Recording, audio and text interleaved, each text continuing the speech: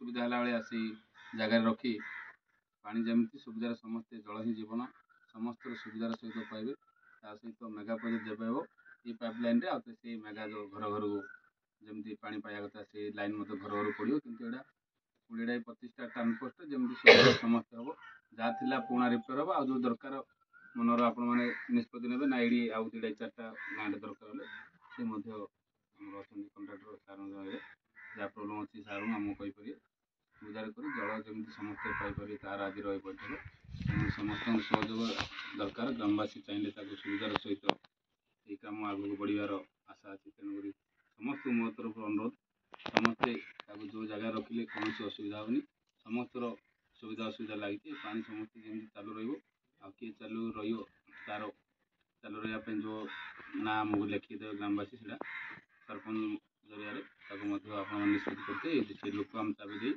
Handover କରାଯିବ।